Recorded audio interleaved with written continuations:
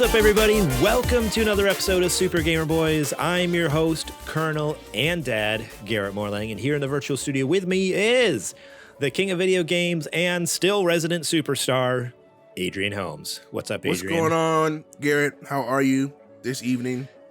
This fine evening, my good man. Now, I don't want to alarm you. I'm alive. I'm here. Okay. But it seems like somebody snuck into the Discord call here. You know this guy?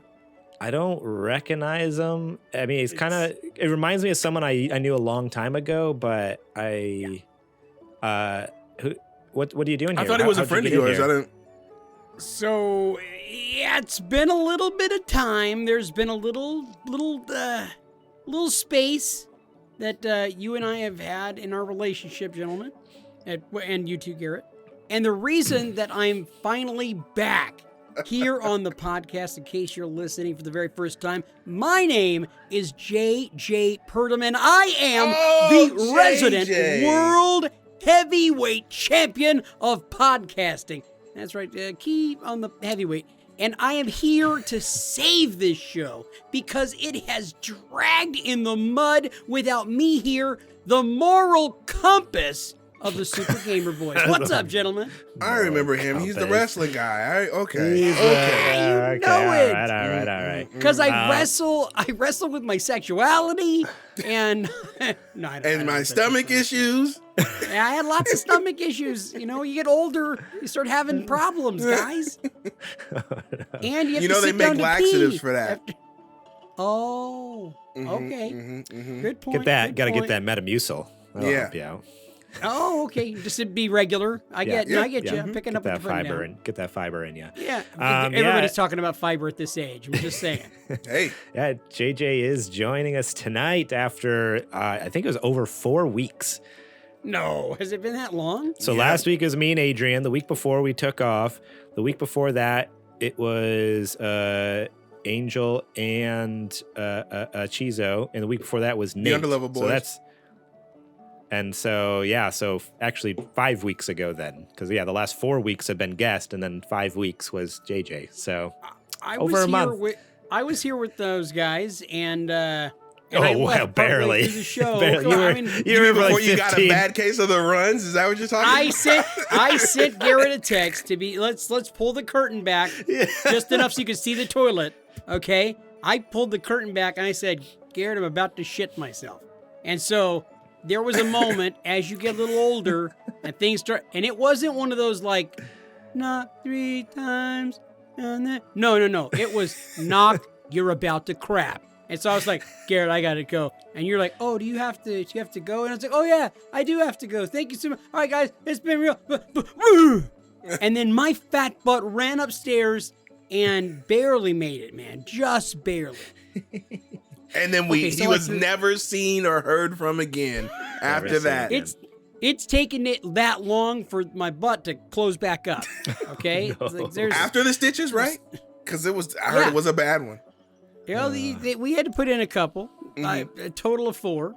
4 stitches to close stuff back up. But we're good. We're good. It's working. So you had a rough go. So not only did that happen, but you also fell in that vat of cranberry sauce. I see you're able to bleach your skin back to normal color. You're no longer pink anymore or purple. I was looking kind of violet.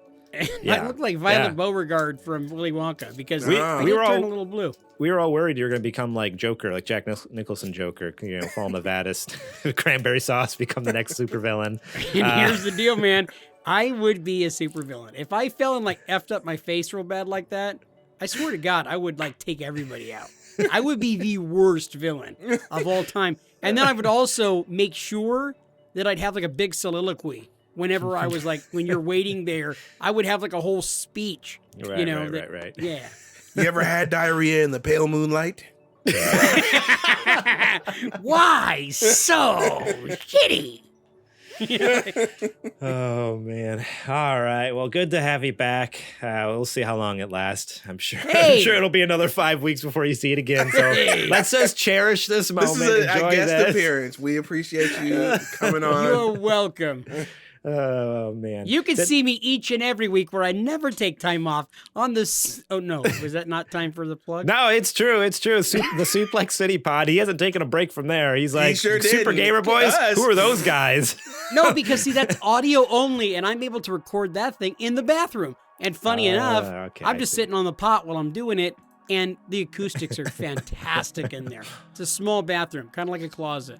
Oh, yeah. Right. Oh, man. All right. Well, good to have you. And I'm excited to get on with the show here. So today, we're going to be talking about some fixes coming to Pokemon Scarlet and Violet, Kojima teasing us with some new logos, and how Callisto Protocol reviews are just all over the frickin' place. But first, let's give a quick shout out to our Patreon producers, Bumble Smash, Eddie Martin, and Kajoma01, and our Super Gamer sponsors, Julie Bates and Mama Mare. If you want to be awesome just like those folks, head over to patreon.com/supergamerboys where you can support us starting at just $1.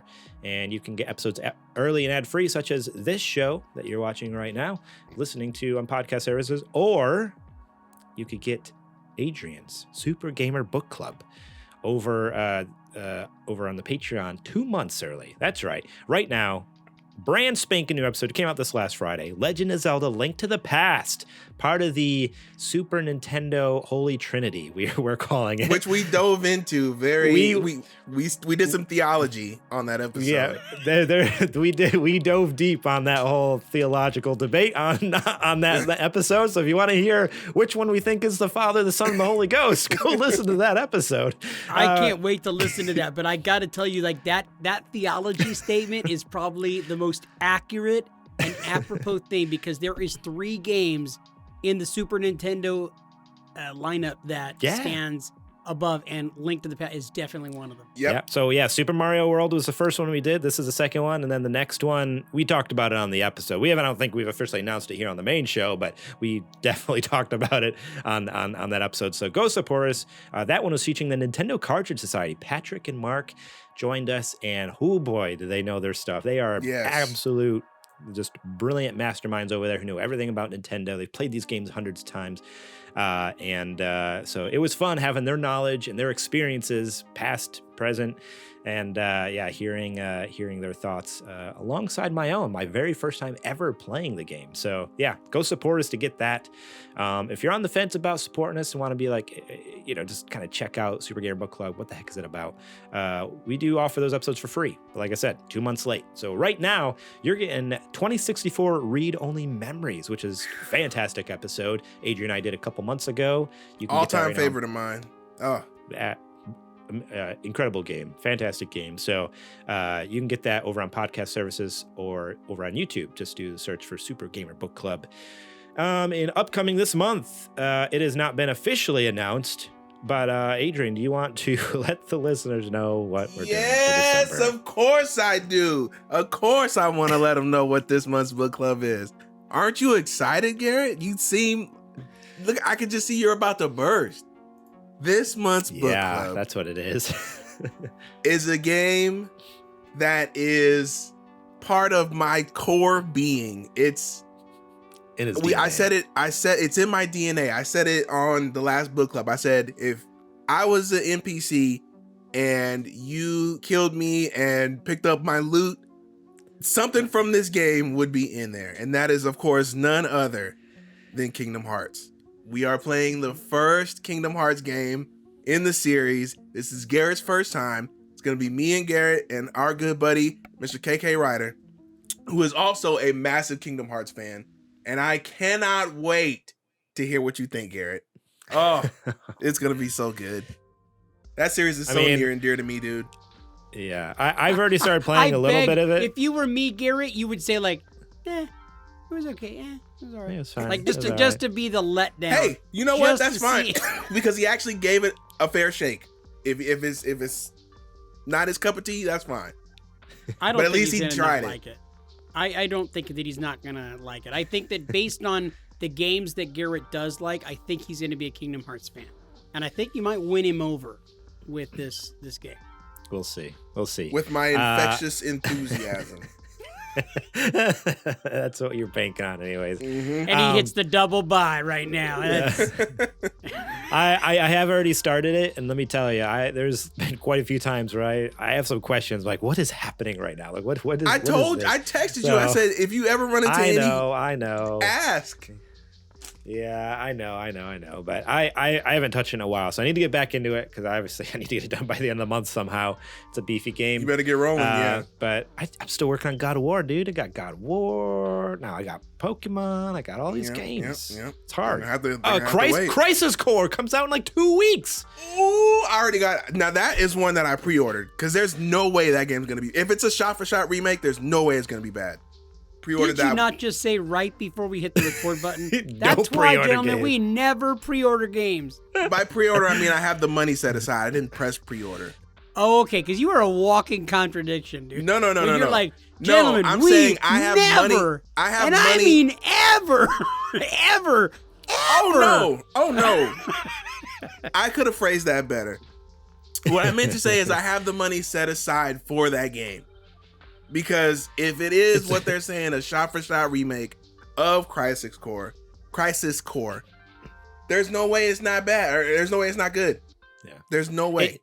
It's pre-ordered in your heart, and that's all that matters. There you go. That's what I'm trying to say. That's what I'm trying to get at. I don't think I've ever heard that before. Yeah, well, Garrett coined it. You heard it here first. Yeah, heard it here first. We'll talk more about our Patreon later on the show. But one last shout out here to Jack, Sriracha, and Yate for allowing us to use their music on our show.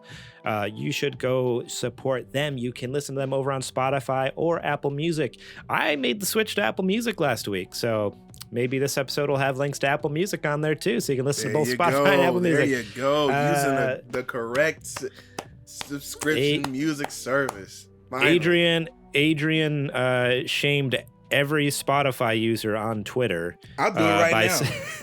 I'll do it right now. What are you doing having an iPhone or an iPad and using Spotify? What are you doing? Apple Music is built in. Stop it. I don't know. I'm sorry. Stop it. You were talking to me. I thought you were talking to me. You don't even have an iPhone, dude. You have like a Motorola Razr from like 15 years ago. I have a Cricket phone from like 2002. And it's a flip phone. And it works just fine. Nah, well. No, can you get calls on it? If you can take calls. I got a really great game of Snake that I play on it. Are you sure it's a flip phone and not a Nokia? Not the little Nokia? It's like a broke dick version of a BlackBerry. So it's...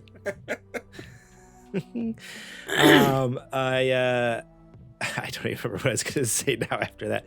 Oh, yeah. For years and years and years, I've had Spotify. That's just what I've always used. I mean, because I used to have Android way back in the day, and I just always stuck with it. So I've had my Spotify account for like 12, 13 years now. So it's a big deal that I'm switching because I have like 12 years of music and recommendations and Spotify Wrapped, playlist from the last 12 years. They got a wrap now. You'll be able to get it at the end of next year. Adrian convinced everything me. that you have in Spotify is in Apple Music these days. There's actually been, I think at this point not a lot, only like 2 songs, but there are 2 songs that are not on Apple Music, which I was shocked. How much of your library? Oh, out of just thousands of songs. My point. They're my favorite 2 songs, though. I knew you were gonna do that. No.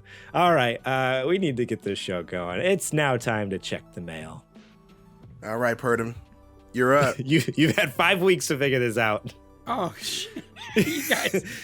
You guys, man, we've been carrying the mailbag for the past month, almost month and a half. Okay, you knew this was coming. You know when you send the email and you say like, hey, here's like the articles and here's who's going to do the mail stuff this week. Hey, I never look at it. Like ever. Oh, we knew that. You knew you were supposed to do it before you left. Did you just think, I'm never going to do it? Hey, did I tell you guys that I have the runs right now? Here we look at him getting ready to bail again. Right. In fact, it's getting hot back here. I can see the sweats forming on your forehead. Yeah. No, that's fat sweats. That just is from breathing. That's what that is. I know those sweats. Nice try. I'm sorry. I'm sorry. You know what? It's fine. It's fine. You know who has you covered? Panic has you covered, because right alongside my new games they delivered today, they delivered the mailbag questions. So let me bring those up real quick. So yeah, it's a cool new feature. Right on your play date. Yeah, every Monday I get new games, but this week they sent me the mailbag questions. I was like, I don't know how you got a hold of those, but thank you very much. Came in clutch for when JJ sucks again. I always suck. I had to tell Cable thank you. Yeah, but unlike Garrett, I never swallow. You know what I mean? Well, this week's questions. This first one comes from CJM, and they asked, have you ever had to use cheat codes to finish a game, and which game was it? I've been trying to think about this one. To finish a game, I don't think so. To just screw around in the game, I've definitely used cheat codes before. But it's usually after I've beat the game the first time. Then I'll go in and put cheats. Go ahead. Last time I used cheat codes was for Comics Zone. Really one of the hardest games ever on the Sega Genesis. I don't know if you guys have played that game, but it's a really fun platformer where you're running around in a comic book. Okay, well, I know you have, but Garrett's not a real gamer. You know what I mean? It's a Genesis hallmark. Absolutely. But it's also so freaking difficult. Yeah. The game is so unbelievably hard. Yeah. And it's not like you die and then you're like, oh, I'm right there and I can just keep playing like new games, like games that are put out now. No, you go all the way back to the beginning. And it's like, dude, it's hard. So I have used cheat codes on that. That's the last time I remember. I don't think I got very far with those cheat codes, but where you actually get some extra lives out of it and stuff. Those were back in the Sega days when they were still making a whole bunch of arcade games. So that was how they made them. Just like arcade games, when you die, you start the whole game over again. It's ridiculous. But it caused you to get really good at those games. Yeah, that's true too. You're yeah. like, I only have 3 quarters, man. I need to make this stuff last. For me, I think I use cheat codes all the time. So back in the day, we would use no shame. No shame. No, my dad had a binder like a 3-ring binder so he would print stuff out, hole punch it, and stick it in a 3-ring binder for all of our games. and we Dude, you just threw your dad under the bus, man. Oh, that was horrible. He's listening to the show and going, no, cheat code Central. Not the binder. Cheat code Central. That was the place to go, dude. Back in the no way, dude. Cheat Planet was the best.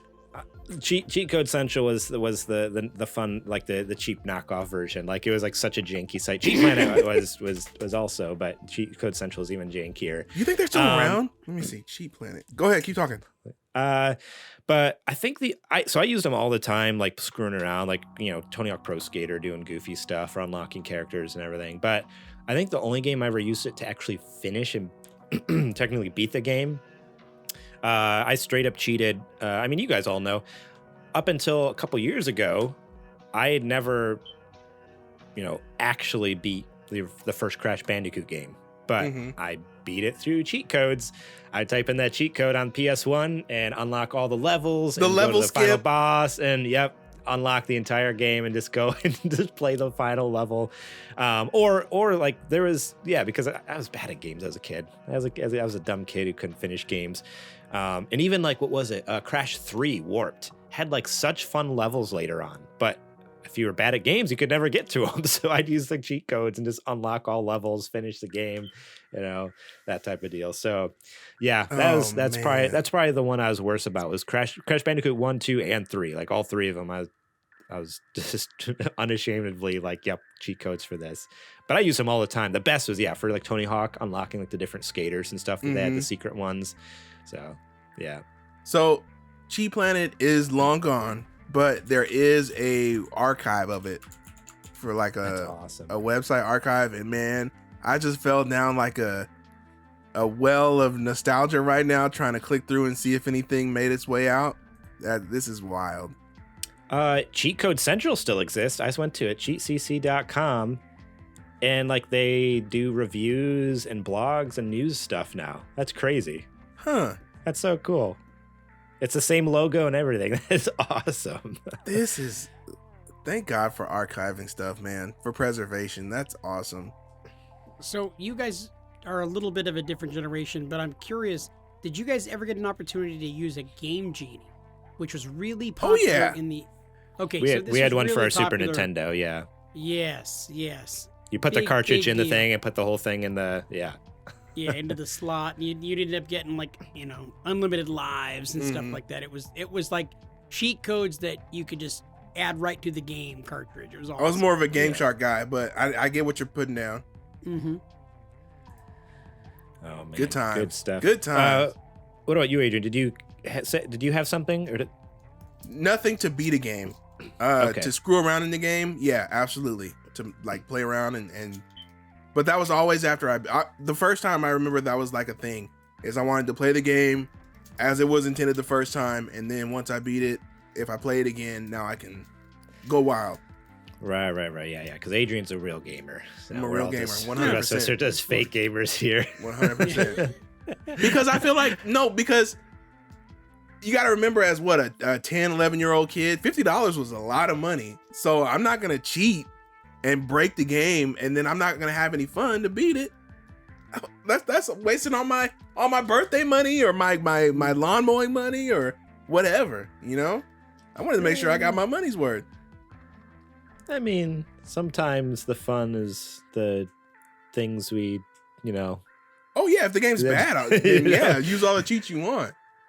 Yeah, I don't know. Yeah, there's like the experience of it. Even though I didn't get to like fully play the game outright, it's like I still got to play like all those levels and experience those like characters and worlds and stuff like that. But yeah, you're right. It is very different, but I don't know.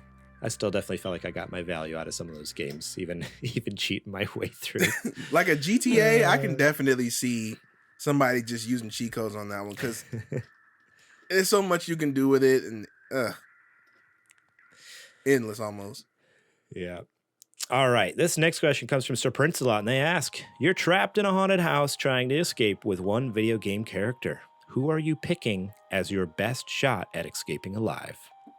You can take one video game character. Who's getting you out? Alucard. I feel like that's the right answer. It's kind of the cheating answer, because I mean that's kind of like the whole game, Castlevania and a haunted, What do you want? Okay, house. I'll swap him out for Simon. That's fine. Luigi. I was gonna say Luigi first, but then I changed my answer because Go ahead. All right, I'm gonna go Kirby, because I feel like No, I want to hear this. Go ahead. Okay, so first of all, he makes me look thinner. Okay, so first right out the gate, I'm gonna look slender standing next to dude. Okay. Right? Secondly, he just like sucks everybody up and like blows them away. Like I'm able to like run through behind him, hide him, like get him, Kirby. I just feel like Kirby's my man. Mostly it's because he's gonna make me look thinner, though. I mean that's first. Not because he could save your life in a haunted house. No, I'm not really worried about living.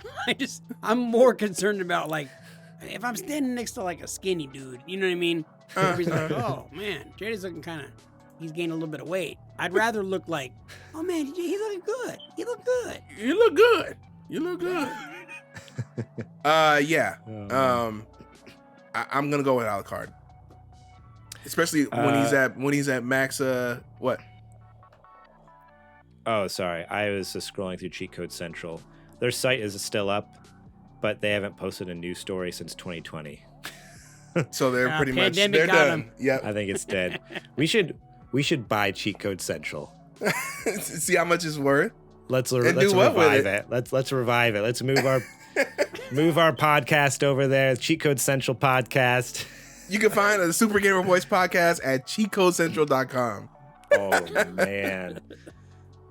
Isn't there a way to find out what the domain is worth? I mean, the domains, that's the thing. You can't buy the domain because the site is still up. Someone's paying for the site to still be up. Everything's there. Right. It's just, we have to find out who it is. It says DOA. So I just need to talk. They have the email right here for Dave, the CEO and owner. I should email and be like, hey, I'll PayPal you $50 if you give me the password for Cheat Code Central. He might take it. After 20 plus years of content, can I just have the name? Can I just have your brand and your website? And everything that comes with it. Are the ads current on it? Yes, but that's because it's just like those spammy like Google ad things. Oh, okay. I was gonna say if they're like still have ads up from 2020, then maybe we got a shot. Maybe we have a shot. All right. This last question. I don't even know if I should entertain this question, honestly. No, we shouldn't. Now you got to. Now that you said it, you kind of got to say it. Go ahead so we can reject it. Go ahead. Okay. All right. This question comes from Angel. You may have remembered him from, he's on the show a couple weeks ago, guest of the show. I loved Angel. I feel like Angel's probably the smartest person we've ever had on the show. Continue. Go ahead. He asked, pineapple on pizza, ? And why is yes the correct answer? Because it's not. Fucking idiot. Because what it's an not. idiot. Are you serious? What a dumb son of a bitch. No, you're on the right path. You're on the right path. You're right there. Now I knew what was coming. Yeah. No, but I share the sentiment. I get it. Oh shit. Pineapple on pizza. Just put some ice cream on there, huh? Go ahead. Okay, Throw some anchovies on, huh? I actually am a fan of pineapple on pizza. I know you guys don't like it. Oh, Look, JJ. I even though I was talking some trash right now about Angel, I feel like Why don't you put some Brussels idea. sprouts on there next, huh? Just put everything that doesn't belong on pizza. Why don't you know what I mean? Hang on, it's fine. I just muted JJ. I muted JJ and disabled his video. So perfect. All right, we can continue on with the show now. Yeah, he can go for another 5 weeks now. How about that? Yeah. Oh. All right, no, I unmuted him. I brought his video back. He's here. He's here. That hurts. One more time of that, and I'll boot you from the call. I'm not even I understand. kidding. I will never say anything. Never say that again. Yeah. You guys I bet you ordered one for dinner, huh? And you're probably gonna go upstairs after we get off the show and go, oh, honey, I can't wait. Nope. I've been waiting for this pineapple pizza all day, huh? I'm not allowed to ever put pineapple on a pizza here. Yeah. Because everybody in your house not, has got sense. No, you know how pot is legal in Nebraska or in California, and it's illegal in Nebraska. Same thing with pineapple on pizza. Yeah, you can't do that here. They'll shoot you.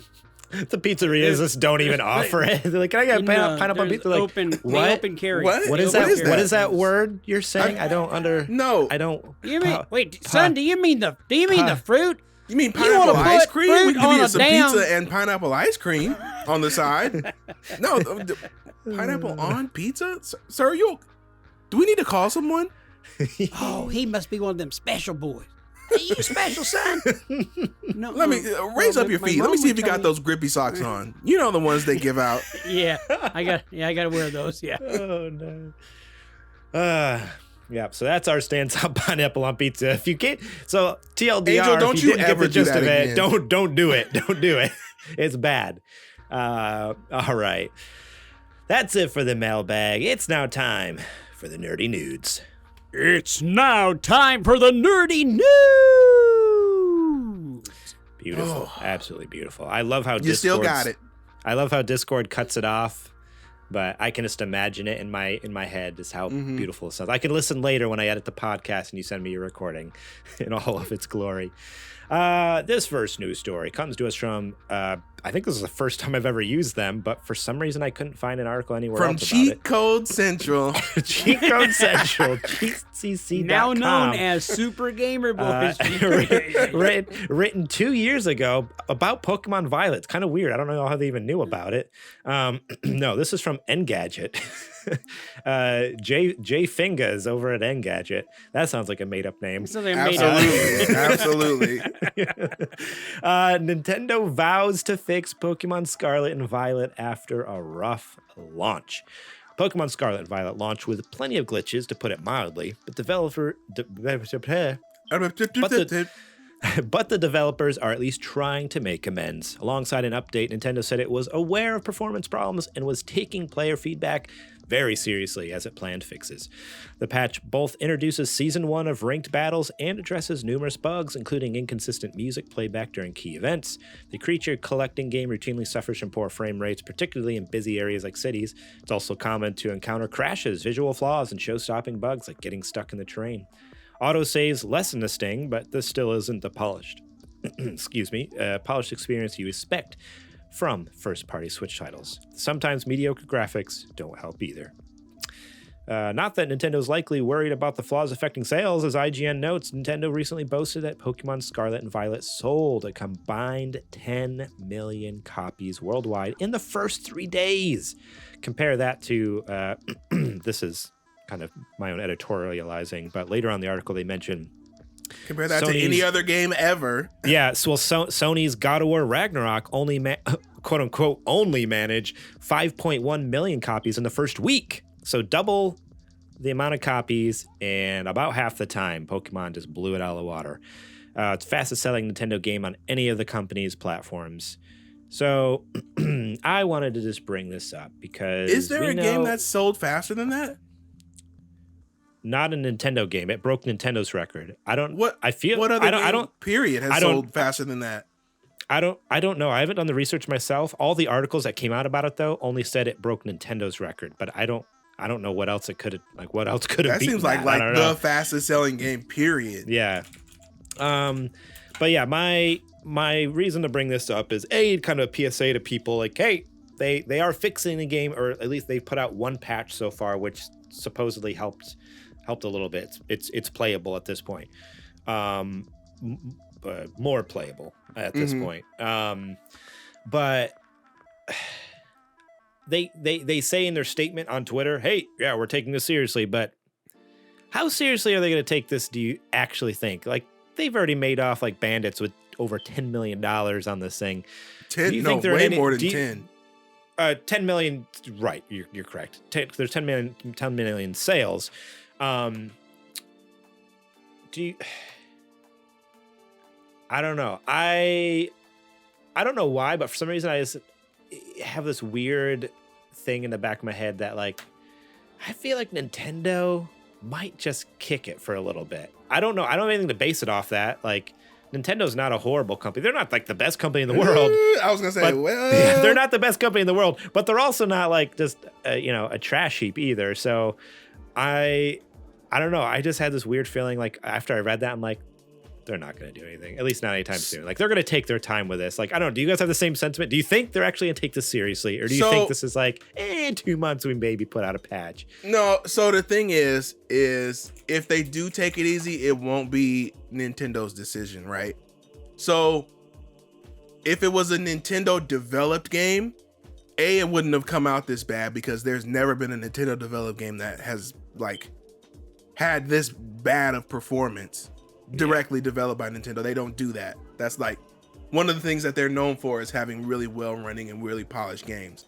So if anybody is going to have them take it easy, it's going to be Game Freak themselves, because they saw the numbers and they're like, oh, we thought we had to fix stuff. You know what? Let's just go on vacation. Or it's going to be Creatures Inc., which owns Game Freak.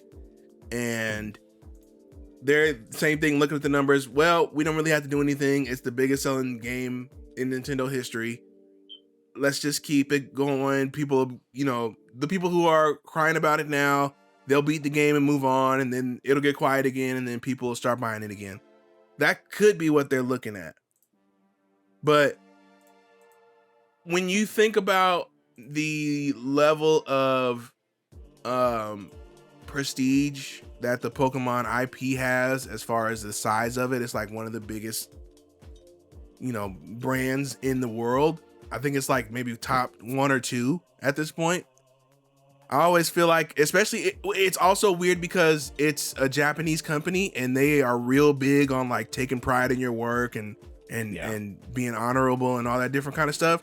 So for them to make such a subpar product and be okay with it, as like I was saying, with that mindset, and then also being an artist or being on a development team, I wouldn't want something out there with my name on it that looks and runs and plays like that. I couldn't do it. So, and the big overarching theory is that they have a strict schedule to adhere to because they kind of time it with the anime and with the cards and merchandise and all that different kind of stuff. So they were really pressed for time and they had to ship it in this terrible state. Yeah. Wouldn't a better title for the game have been like Pokemon 2077? I feel like a lot of articles have called it that, which honestly I can't. No, have they really? Yeah.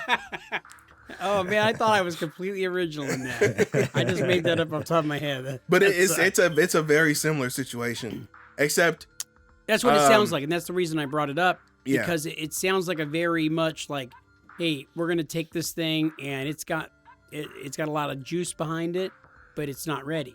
It's a turd, and you can polish it up, but at the end of the day, it's still a turd. It wasn't ready to be put out there, but they get hungry for that money, and they're like, well, with Cyberpunk, they had to deliver it because they have all these people in the background going like, hey, man, we need a return on our investment. We need that ROI. And who knows what Pokemon's thing is. They got enough money with all the other stuff. Tons. The cards, the anime. Tons. But I think they just probably rushed the product out before it was ready, before it was baked all the way. You know what I mean? Mm-hmm. Real quick, I Googled fastest selling video games of all time. Number 2 was Elder Scrolls Skyrim, but I think that's been toppled now because that record was 10 million copies over the course of a month. Okay. But the number 1 spot, Grand Theft Auto 5 sold 11 million copies in one day. That makes sense.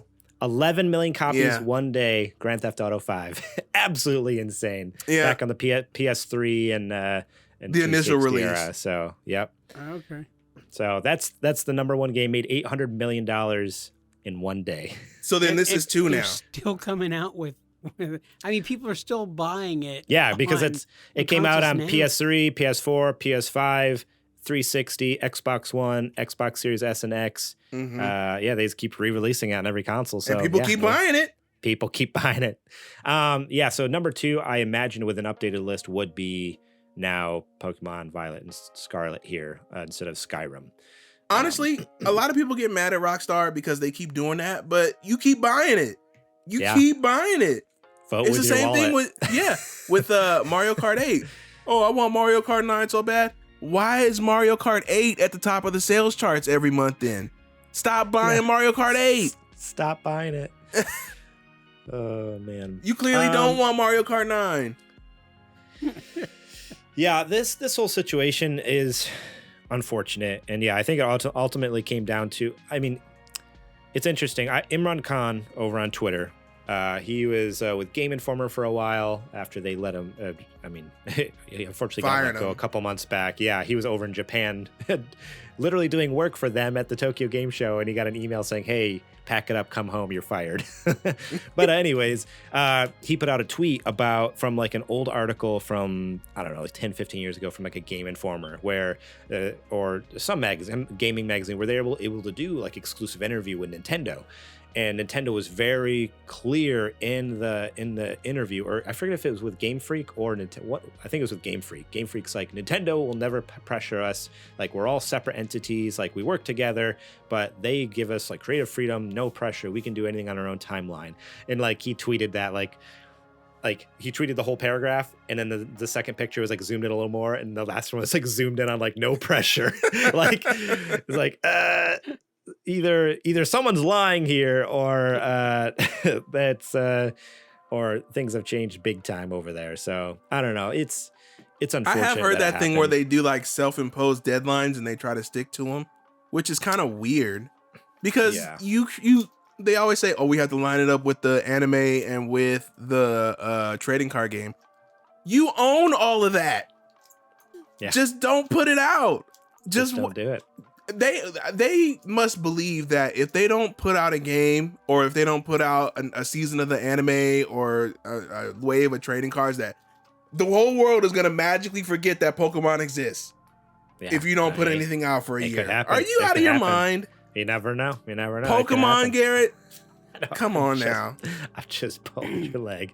Oh, No, I it's know. ridiculous. I'm just saying. It's absolutely ridiculous. So I actually have a coworker that I work with here in Nebraska that recently he was talking to somebody about making money on the side. And I think that if you could have seen my face, you would have been shocked at how unhinged my jaw became when I heard him say, and he does not come across as a nerd in any way, but he said, I make about $10,000 a year selling Pokemon cards. Yeah. And I'm like, what the? Holy crap. I mean, I was just blown away. Like, there's that much money in that? Oh, yeah. How's that possible? Tons of money.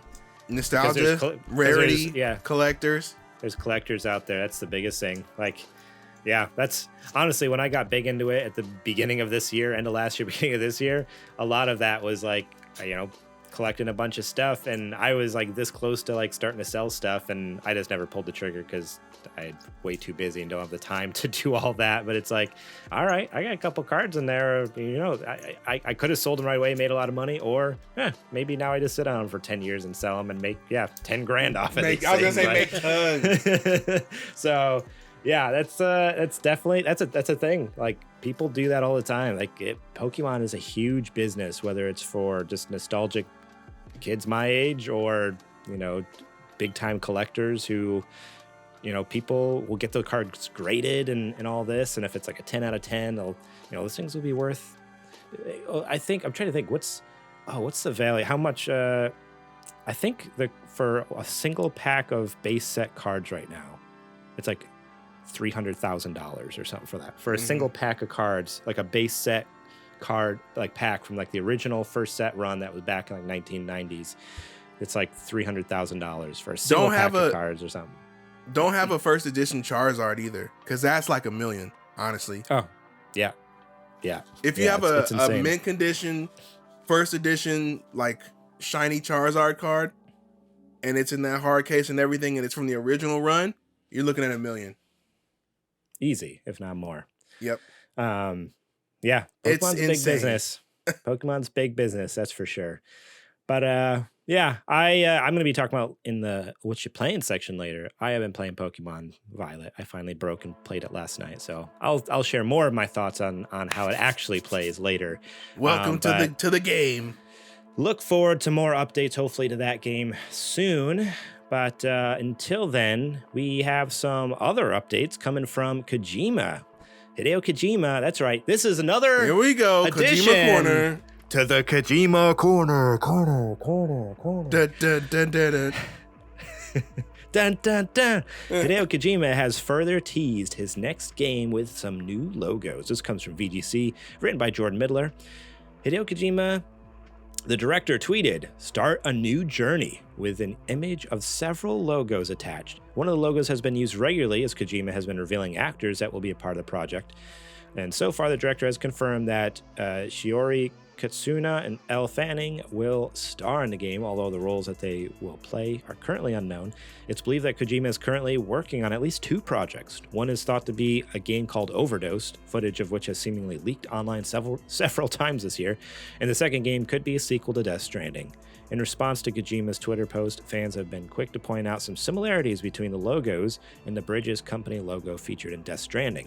It's also been speculated that the game could take place at sea due to the nautical nature of the first logo, and the third seemingly depicting a sea creature being attacked. So yeah, if you guys didn't see the 3 logos, the one on all the way on the left, it is it has text on it that says Automated Public Assistance Company, and it's like looks like a compass rose. So it very much looks like it could be like a nautical kind of watership type of logo or something. The middle one is that same one we've seen on all the posters, but it almost looks like a drawbridge maybe or something like that. Like it's like an A looking logo. It could be like a letter A with like a bridge type thing. And the third one is it looks like a giant like kraken or giant squid or something with like 3 spears stabbed in it. What in the world this is, obviously we have no idea, but this just gives me hope. This gives me hope that we're gonna see something at Game Awards. Like I was skeptical that we'd see or hear anything because it just seems so soon. You think Kojima wasn't going to show up for his best friend? No, I think he'd be there, but him revealing something. Like, That's been 4 years. So it's been 4 years since he's done revealed anything, because the game came out in 2018. Death Stranding did. So I'm like, are they really going to be ready with something yet? But with as many teases that have been happening over the last 2 months, I'm like, I think it's a given now. And Keely said, Hideo, please, for me, please, for old time's sake. Exactly. So this is someone else's theory. I forget where I heard it. I want to say it maybe was on a Kind of Funny podcast, but I don't remember exactly if that was it or if it was someone on Twitter. But I heard this other theory and I like it. I'm going to subscribe to it until it either happens or does not happen. This is my dream right here. Game Awards starts off, and maybe we're like a couple smaller awards in, couple like maybe we've already had one big reveal, maybe two. Not big reveal, but just reveals. You know, they always do world premiere. I think they open the show with Death Stranding Part 2 or whatever it is. I'm going to be another thing I want to kind of talk on. I don't think Death Stranding really needs a sequel. I would be fine if they didn't do a sequel, but if they did, I'm obviously going to play it. Anyways, they open the show with Death Stranding Part 2, and I think they sandwich the Game Awards. They close it out with Overdose, with a one last thing. Hey, here's a freaking Kojima's horror game, and it's absolutely terrifying and looks incredible, and everyone's losing their minds, and the Game Awards ends, and everyone has to somehow go to sleep. They have to go to bed after seeing that.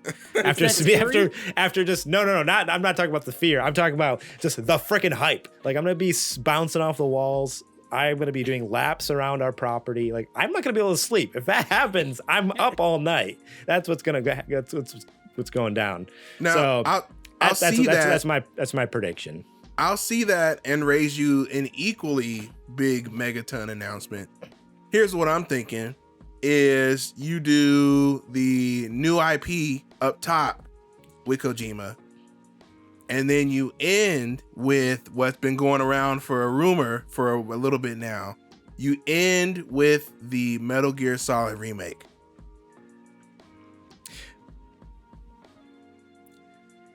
Okay. You don't think so?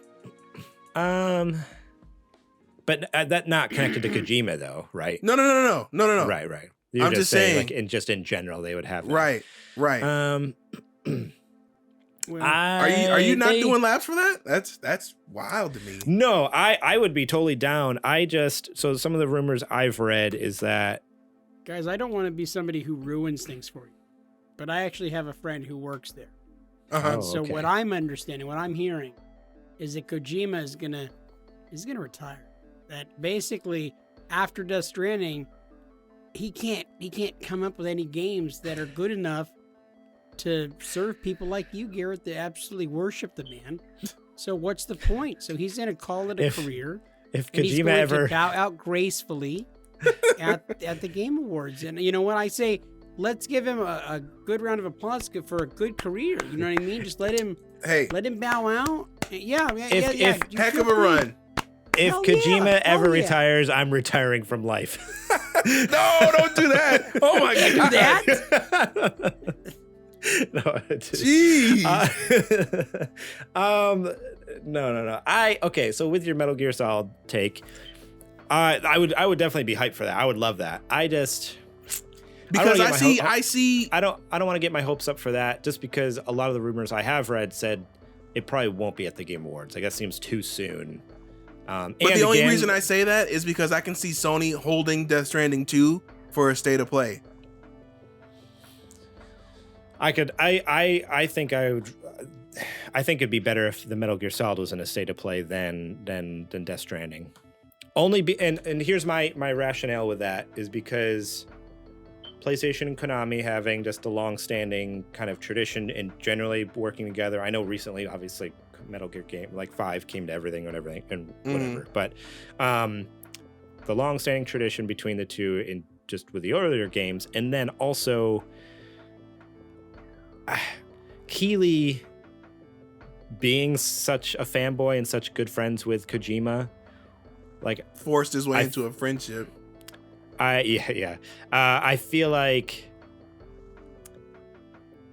I don't know, because obviously Kojima would not have anything to do with that Metal Gear Solid remake. Right. Oh, you think like it's a spit in the face? And it would be made by Konami, or at least like connected to Konami somehow. So It'd be I feel like, at least. Yeah. So I feel like, not that he wouldn't ever show it at a Game Awards, but it wouldn't be the one last thing, kind of like hype moment. Like it would be in there and it would still be hype, but I think it'd be like, I don't know if he's protecting his friend, is what you're saying. I think he would want to. I mean, unless Konami offered enough money. We all know Jeff Keighley's all about that cash. Like, if someone offers enough money, he'll do. He's the just like Chick JJ. Hydro robot. Jeff Keighley and JJ are the same person, basically. Yes, it's the truth. So I don't know. That's my thoughts. I think because they're friends, Keighley would give Kojima a platform to like really let his game shine over other things, especially Metal Gear Solid, which is, Kojima's baby that was taken from him. Right. Which he also claims that he was over anyway. Yeah. But I mean, I can't imagine that, I'm sure there's still some hard feelings with Konami and stuff like that. You kidding? It's probably for life at this point. Yeah. All right. I think that's enough of the Kojima corner. It's always nice to go to the corner. I like the corner. It's a good place. Good place to go. Hey, we just let you stay there. Like, in all seriousness, I really do think that there's going to be some videos of Overdose. That's really what I'm hoping for. And I know that Kojima's been wanting to make a scary game. It's a lot of the rumors is that he wants to make the most scary game. He was on track with PT. And that's why with PT, I feel like it's possible he has a twisted mind. And I think if anybody can do it really, really well, I think that Overdose can possibly be the best new horror game in a long time. And I think it can rival Dead Space. You think Dead Space is the scariest game of all time? I think that there's aspects of it. The original Dead Space is one of the scariest games terrifying I've ever played. It's unbelievably scary. And I had such a brilliantly great time. And I think it's through the use of the lights being dark and you can't really see what's coming at you. Very reminiscent of like Silent Hill, where, they use that fog because the computer stuff wasn't generated very well. They couldn't get it all out there on the screen. And so it was like, you don't know what's there in the fog. And it's something similar like that with the dark, the use of dark in that game. Dead Space is just fantastic. I'm just curious. I'm not going to fight you on that. It's horrifying, but I didn't know that was your all-time. Scariest game of all? No, yeah. I don't know if I could say that it's scariest game of all time. That's a tough one. There's too many. I'd have to really think about that. Yeah. I think that it kind of depends on where you are when you play certain games. In high school, I remember playing Resident Evil, the original Resident Evil, and just at the time thinking it was the scariest game I'd ever seen in my entire life. Absolutely. And now you play it and you're like, oh God. It's like, but at that time, it was super, super terrifying. So it kind of just depends on where you're at in various times of your life and where the quality of stuff is, what'll hit you and how you'll remember it. Resident Evil for me is that first one was one that really stood out. And then Resident Evil 3, Nemesis, the original, that one was scarier than hell to me. Like, really, really scary. All right. Let's I'm just looking at the clock here. Let's go ahead and hit this last news story here. Now, we talked about Callisto Protocol last week. Talk about the quote unquote paywall, the fake paywall everyone's freaking out about. This comes from over at GameSpot, written by Eddie McCooch. This is a review roundup for Callisto Protocol. Don't chuckle, JJ. I saw that. Don't do that. Dude, I can't even hide it. Every time he says Eddie McCooch, and I don't know why I chuckle every single time. I am childish and juvenile. I know it. Yeah. Who the hell? Change your name, dude. Our apologies. Your name is McCooch. Mr. McCooch. Oh, man. So originally, we were all pretty pretty high on this game. We were pretty stoked about this. Super stoked. We were ready to pick this one up day one. I almost pre-ordered it. I was this close. Like literally, I was this close. And then I was like, nah, like what does Adrian say about pre-ordering games? Never, ever. Yeah. Pre-order it in your heart. Pre-order it in your heart. With your heart, yes. Well, I'm glad I held off because, boy, reviews are all over the freaking place on this one. So GameSpot themselves, where this article comes from, they gave it a 5 out of 10, saying overall individual elements of the protocol, Callisto Protocol, are just at odds with one another too often. Enemy design and melee-focused combat mechanics lend themselves to these incredibly tense and fun close-quarters brawls when you're only fighting against a couple targets at a time, but the game regularly locks you in a frantic mosh pit or frustratingly difficult boss fights instead. Now there's Game Reactor, gave it a 9 out of 10. Very different score. Callisto Protocol is a triumph. It's not only a triumph because it refuses to include some of the both predatory and bloated mechanics and system, which almost seems ubiquitous in game design today. It's a triumph because it's an entertaining thrill ride which reaches its goals thanks to understanding the balance between ambition and practical grasp. It's beautiful to look at, superbly acted, nicely put together, and above all, it's seeped in atmosphere and tense moments. Striking distance and crafting has made a damn good one. Skill Up then comes out and says they don't do number scores, but they do whether they recommend or not. I do not recommend. Very little in the way of story. Characters are horror, oppressively linear, terrible combat that excels only in frustrating you, and absolutely woeful PC performance. It breaks my heart, but sadly, the Callisto Protocol is an easy skip. And I'm just going to read off these last few. Skip. Yeah, I'm going to read these last, just the numbers on these last couple scores. So Dexerto gave it a 5 out of 5, so basically a perfect game, apparently. IGN gave it a 7 out of 10, like, good, not great. And VGC gave it a 3 out of 5. So I just don't know with this game. Like, I've watched other people's reviews. I watched Kind of Funny's reviews, which even that kind of seemed like had some weird stuff about it. Reading these like IGN and GameSpot and these other ones. I guess I'm just curious. It'll start with you, Adrian. Like, how are you feeling? How were you feeling about this game before? I mean, I guess you already said you were stoked about it. How are you feeling about it now?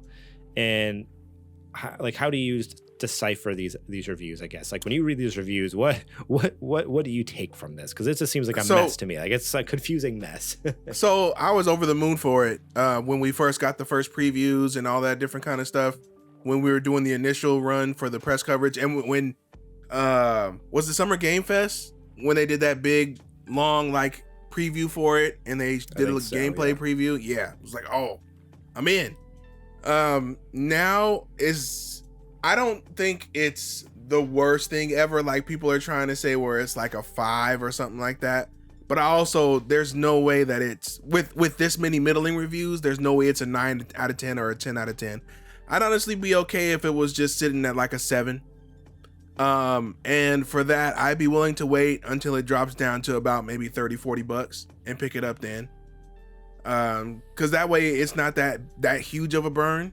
But also what we could do is, as an alternative, EA is still remaking Dead Space. So you could wait and see what the numbers are on that and pick that up instead of Callisto. Or if they both suck, then choose your flavor. Who knows? Yeah. Yeah. What about you, JJ? Were you thinking of picking this one up? And I don't know. Yeah. How do you kind of interpret these reviews? Like, do you think there's like, yeah, what do you think is going on with this wide range of, like, this is very polarizing. Like, it's kind of crazy. Like, literally both ends of the spectrum here.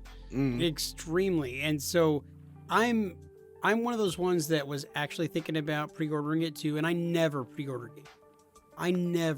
games. But I absolutely have been ecstatic about this game, because in the trailers that we've seen thus far and in the small amount of gameplay that we've seen so far, it's one of those things that stood out to me as like, this is the kind of game I love. And the reviews have been so in the middle of the road and kind of all over the place that I don't think that I want to drop $60 or $70 on this game, because I don't feel like there's proof that it's going to be worth it for me right now. It still looks incredible from what's out there. I'd rather watch some playthroughs, see some other people playing it, and kind of get a feel for it like that.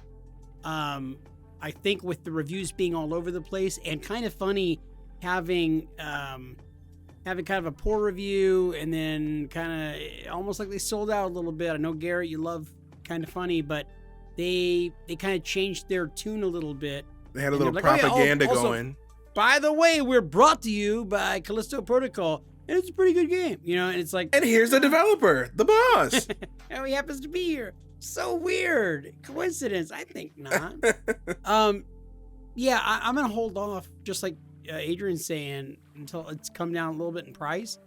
I'd love to play the game, but I don't think that it's going to be a $70 game. It's just not for me if it's like that. I just realized I was muted. Yeah, I think I'm right there with you guys. I think with all the reviews on how they shook out, it's definitely one I'm going to wait on. If anything, I'm really hoping one of my friends pick it up. Like one of my friends that Why I are you trust. looking at us? Because then I just told you we're not going to do that. Because then I can ask them and be like, "Hey, did you like it or not?" But ultimately, yeah, I think it's like, okay, I'm waiting for when it's $30 on a spring sale or something like that, and hoping for the best. So I don't know, we'll see. But it's just a bummer because the trailers looks so good, insane. Like it looks so cinematic. It looked horrifying. It looked like just perfect, like the perfect blend of story and horror and just intenseness, and the combat looked great. And then just to hear people's actual experience with it being like mediocre, I'm like, oh man, like that is such a bummer. Well, what's there not to love? I mean, they're like the whole premise is like they're on like one of the moons of Jupiter. They're on like Europa, right? I mean, it's like Callisto. I thought they were on Europa at one point. Maybe. Trailer. Then maybe the Europa Protocol. No, I know it's Callisto is one of the moons. Maybe it starts in Europa or something. Oh yeah, that's true. They were like on Europa on one of the moons, and they were doing some cargoing and stuff like that. So it looks great. It's like, what's not to love about exploration, space exploration, and stuff like that. So yeah, I'd be interested to see what other people outside of the traditional reviewers, just people like you guys and myself playing this game think, like actual gamers, not including you, Garrett. Actual gamers. I think give it a few days and we'll get a good thermometer from the actual average player. See what we're sitting at. Yeah. And Garrett, you know where that thermometer goes, right? Yeah, and if any of you listeners out there are you playing this game, let us know in the comments what you think, or join us over at supergamerboys.com/discord, and you can chat with us and tell us your thoughts on Callisto Protocol and convince us to play it if it's good, or warn us if it's not. All right, that is it for the nerdy news. Now it is time for our Patreon ad.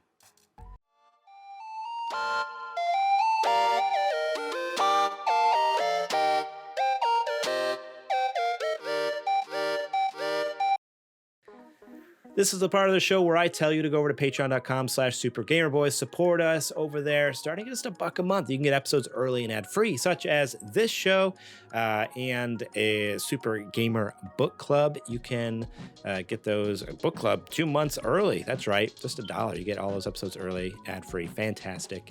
You don't have to listen to this part. You don't have to listen to me ramble anymore. It's just gone. This goes right into what you're playing. It's fantastic. But $5 a month, you can get the show notes ahead of time. You'll know exactly what we're going to be talking about. You can leave your own questions, comments, concerns right on the doc. So I see it right in front of my face while I'm recording. I'm looking at the doc right now. If you have supported us, you could look at it, know what we're going to talk about.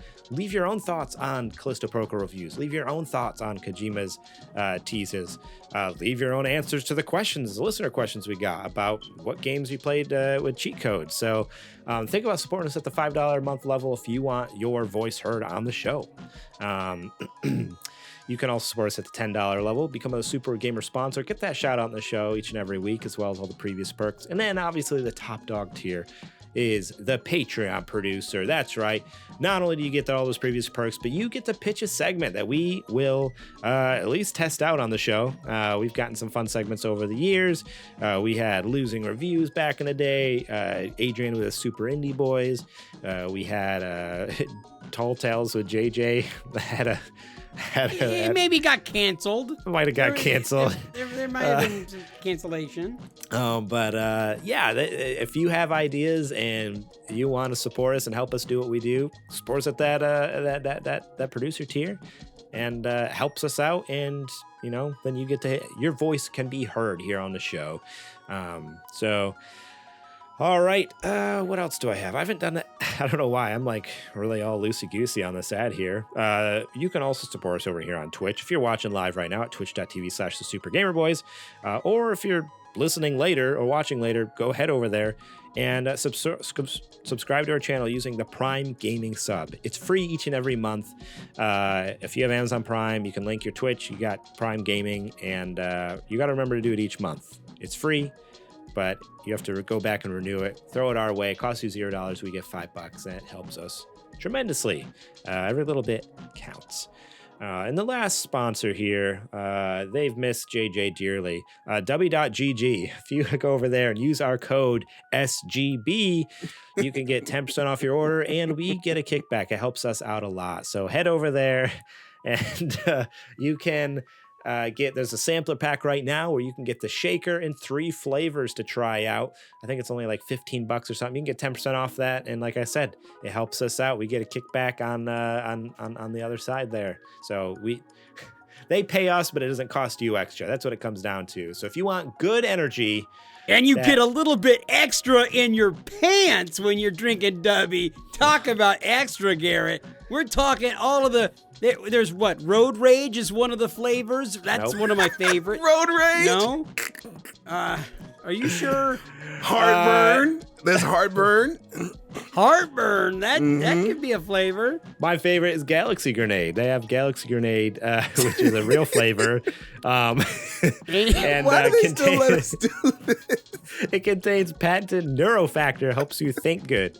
Oh, it helps you think good, and you know what? Sometimes when you got so much blood flow down there, you don't think with good, both your heads. And that's why Dubby kicks butt, because it really gives you the thinks. And because it's sugar, it gets your wiener hard. And it's because it's sugar-free, gluten-free, and it tastes great too. Yeah. So no crash. And it tastes good. Yeah, don't forget that it tastes good.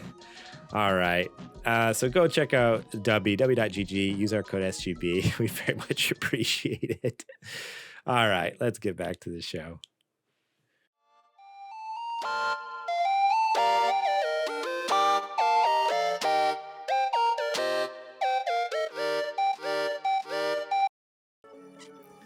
Alrighty, guys, it's that time of the show where I ask you, Adrian, what you playing? I just yesterday evening rolled credits on the other blockbuster, one of the few blockbuster games this year, God of War Ragnarok. And crazy. Let me tell you, that's a game. That is a heck of a game. It has surpassed the original in pretty much every way, and that's saying a lot because the original is also phenomenal. I shouldn't say original. I should say the 2018 God of War. It has surpassed it in pretty much every department, and that, like I said, that's a feat because a lot of games that are coming out now aren't holding the candle to the 2018 God of War. So, and then of course I'm also playing Kingdom Hearts to brush up. I mean, I don't really have to, but I just want to make sure that, if you have any questions, which you do and you're not coming to me about, I'll be able to answer them for you. So right. That's pretty much it. Just for kicks and giggles. Uh-huh. I want to finish God of War so bad, but I'm like 25 hours in, and I feel like I still have a long way to go. I mean, you would know. I kind of talked to you about it before the show. Do I have a long way to go, or am I getting close to the end? If you're gonna keep doing all the side quests, you got a ways to go. But if you're gonna golden path it where you're at, you can probably finish it. I'd say where you're at, maybe in about 5 hours or so. Should I just golden path it? Mm-hmm. Should I just do it? Should I just finish it? Just get the story? Because, man, I mean, I'm loving all the exploration. And like I've said every week since I started playing the game, it's amazing how much extra, like, very important lore and character development happens in those side things. But at the same time, like, I'm just getting that itch. Like, I just want to know what happens. I want to know how it ends. I got it spoiled for me. So I said no more. And I went and I not the whole game, but a big event that happens. And I was like, I can't, lollygag anymore. Let me go ahead and just get it done. And now I'm going back and doing side quests and sweeping up stuff. But yeah, man, I'm so glad that you played it. That you are able to play it. You know, you got your PS5 now. That you played sitting it, pretty. Beat it. Man, it's killer. JJ, what you been playing? There are a couple different games. I have been playing Scorn on the Xbox Game Pass. Okay. And that like Callisto Protocol is one of those games that I was like, oh my God, I cannot wait for because of the aesthetic to it, right? I hear it's disgusting. Thoroughly disappointed with what I've come across so far. It really isn't a strong game. That's what I've heard.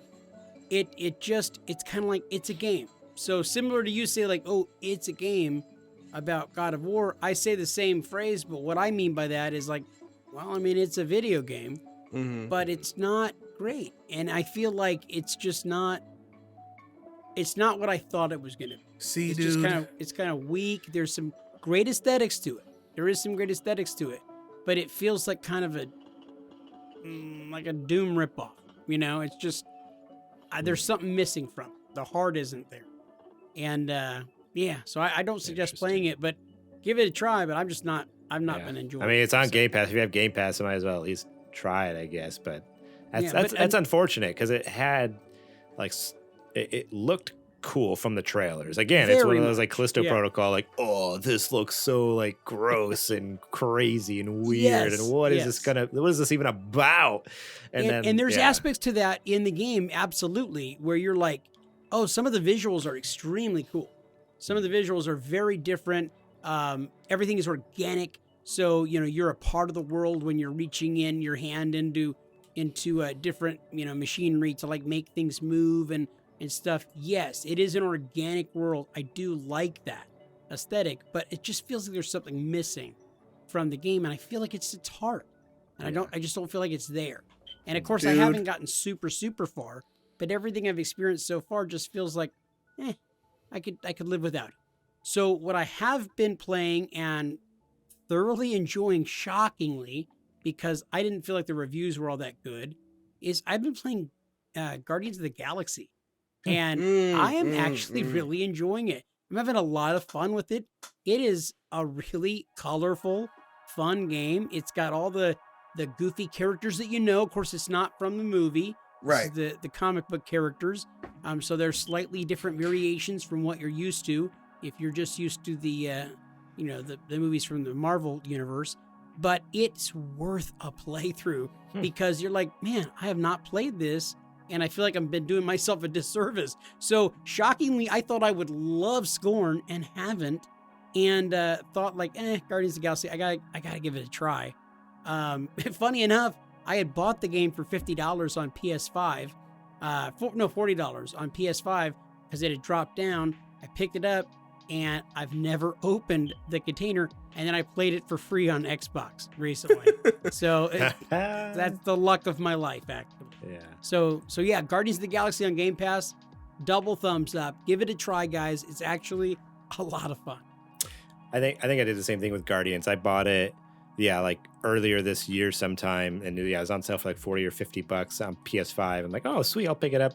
And then like a week later, hey, it's on Game Pass right now. I'm like, cool. I still haven't played it though. I haven't fired it up at all. It's installed on my PS5. I've been meaning to try it for the past year. I just haven't. It's been a busy year, dude. It's been a year. 2022 has been a year, dude. So I actually beat it when it came on Game Pass, and I thought the story was good, but I had so many technical problems with that game that it kind of soured my experience on it. I think I remember that when it first launched, it was pretty buggy. Like it had some issues and stuff. So like So is that's all been patched up? I think. Though. Yeah, I haven't found any bugs. From what I've understood, it's been. I mean, hopefully, because that studio technically isn't around anymore. They got sold off by Square Enix. But right. Yeah, the story content was there, and I ran into a lot of things that made me have to restart checkpoints.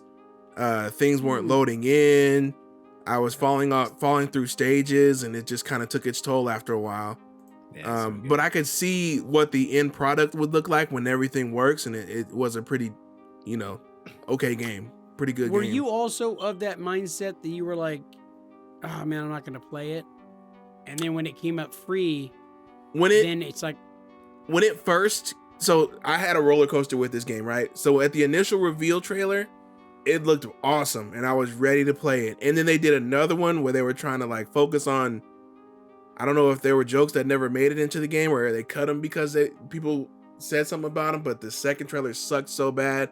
I was like, what was that? I remember that, being like, what the heck did I just watch? Like, right. It was so bad. And then the other ones after that kind of turned it back around, so it kind of evened out. And I said, well, it's on Game Pass. Let me give it a shot. No harm, no foul. And that's how I arrived at my conclusion. So I'm interested to hear what you think, because now you get to play the complete build. Yeah, right. Yeah, you get to kind of get a more finished product since you waited with all the bugs ironed out. So I wish I would have done that with Jedi Fallen Order. Yeah. You can still go back, dude. You should go back. Try it again. I'm a little bitter. Let me just put it that way. I'm a little bitter. It's almost like Adrian was with the PlayStation and Sony and stuff like that. Just a little pissed off that I put so many hours into that game. Yeah, supposedly there's been leaks and rumors that they're gonna. Or no, I think EA finally this morning there's leaks and rumors. This afternoon, EA finally confirmed it because all the leaks and rumors came out that there's going to be gameplay footage of the sequel at the Game Awards. They're showing off like the sequel, and it's probably coming out soon. Like the rumors, isn't it like within the next or something like that. Something like that, yeah. But yeah, it's coming out. The rumor is probably within the next 3 months, like maybe March or something next year, which is crazy. So I didn't play much of anything I haven't played anything for a long time.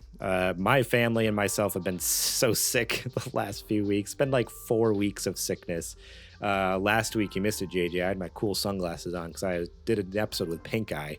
That was fantastic. Oh, no. So I was wearing my sunglasses. Were you worried about giving our audience pink eye? So you did? Yeah. I covered it nice. I care about our audience. I might talk smack once in a while, but I do care about them overall.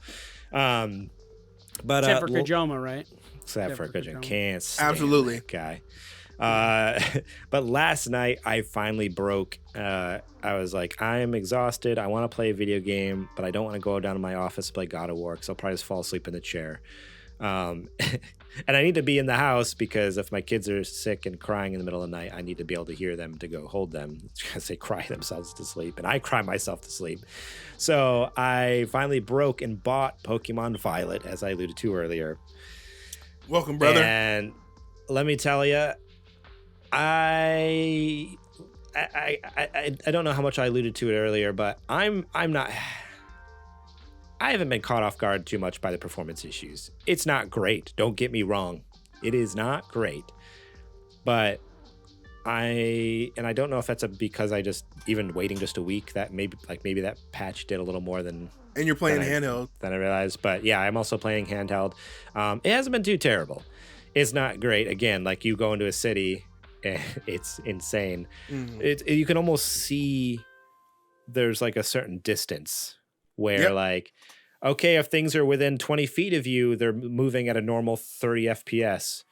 And if it's beyond that, it's like this weird, like stuttery kind of thing. And then even beyond that, it's like, oh, worse. Man, like sometimes it's just like this weird, like puppet thing, like kind of moving around. It's so crazy. So definitely not great. But I was telling Adrian before the show, I'm like, I've never looked to Pokemon is like the pinnacle of performance anyways. Like, I mean, Pokemon games generally run well. Like they should run better than this. But I've never looked at a Pokemon game and be like, yeah, check out this baby running at 60 FPS. This thing's gorgeous. Like, I don't know. But that's like, the problem though, is you should, because of how big Pokemon is. They should be that quality. But I just feel like I have never witnessed that quality necessarily from them. So, or at least witnessed it to where it was never so obvious to where I'm like, oh, this is beautiful. It's always been like, oh, this is a good looking game. Like, and that's kind of how I felt last night when I popped on. I'm like, oh, this looks fine. This looks good. It plays fine. It looks awful. I'm loving the open world aspect. And I played a little bit of Sword and Shield, but I fell off of that because it was just so... I was kind of... It was a little bit of a culture shock, maybe? Shell shock? Something. It just shocked my system a little bit going into that one. Oh, that's right.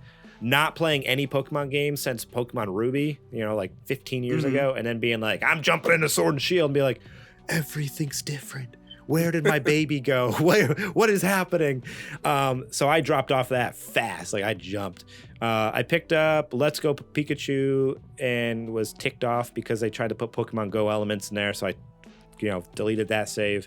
I forgot Pokemon. I forgot Diamond and Pearl. I got one of those. You got one of, yeah. And that one, I think it came out of time. There's other games coming out. I just got distracted and never went back to it. And again, it's an older game, so it felt familiar, but for me, it was just like, I don't have time for this right now. This, though, is kind of the first next-gen game, Pokemon game, that I'm actually like, oh, I'm liking this a lot. Oh, I also got Arceus earlier this year. I totally forgot that came out this year. But again, that came out at a time where I was busy playing other games at that. Elden Ring. I was playing Elden Ring. No one's going to blame Pokemon. You for that. Are you kidding me? I played Elden Ring right now. I'm like killing crazy beasts in dungeons and stuff. But this game, holy cow, like running around the world felt good. Like, I love that the encounters aren't random. I can actually like pick and choose, like, oh, I don't need that Pokemon, I need that one, so run around and go to that one. Like, oh, it just makes it like stacking up your Pokedex so much easier. I literally played for 2 hours now already, and I spent an hour and a half of that just running around the open world catching all the Pokemon I could. Like filling my Pokedex. Like I haven't even gone to the school yet. The first mission of the game is basically like, go to the school. I haven't even gone to the school. I've gotten lost in this open world catching all these. Like, I am so tardy for class. Like, they're going to be pissed. Like, I'm going to detention for sure. But you know what? I got a full Pokedex. Like, this thing is stacking up. I am like tearing it apart and I'm loving it. So I'm enjoying it so far. Like, I think I'm in. Rad. I think I'm in on this one. If you do want them, I do have a full set of the starter Pokemon, so you don't necessarily have to lose out. I can breed you some. Okay. Yeah, I'd be down. I went with Fuecoco. Okay. Not gonna Fire Boy. I always go fire. Quaxley, I do not like. I'm not a fan of him. Really? I was not feeling Quaxley. And he combed his hair all up nice to meet you, and you just threw him away. No, I punted him right off the cliff. And the reason I didn't go with, I don't remember the cat's name. I didn't go with the cat. Sprigatito, don't disrespect my boy like that.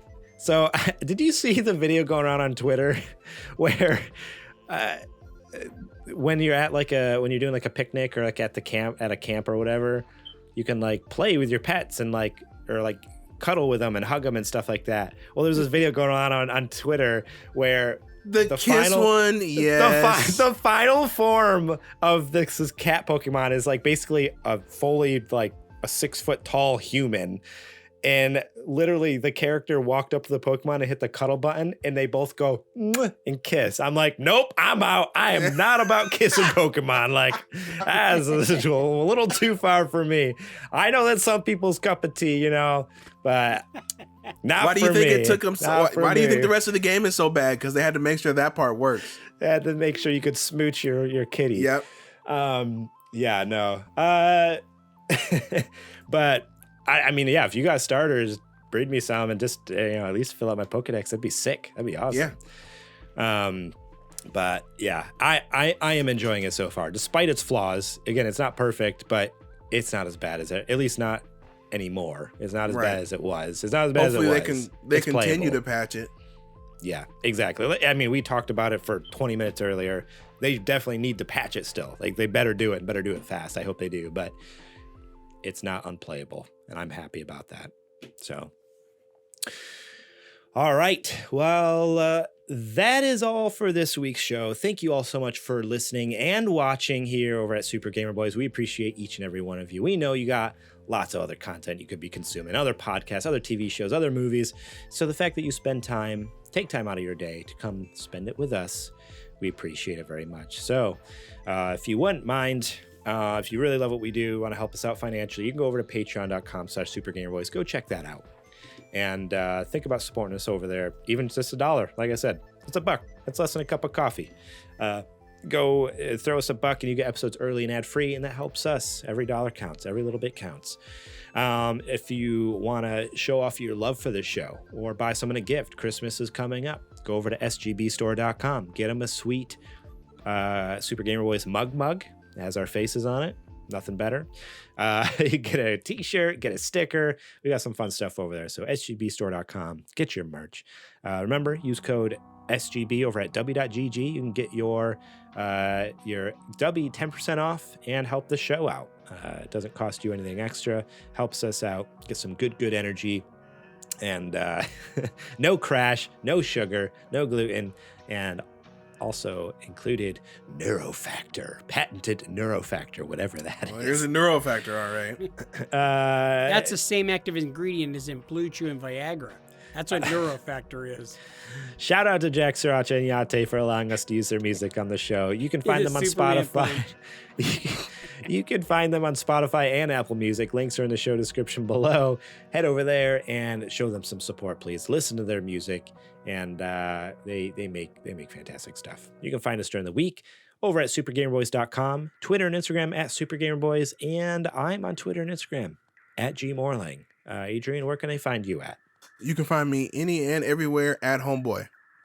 And JJ, where can they find you at when you're off gallivanting around the world or whatever you're doing?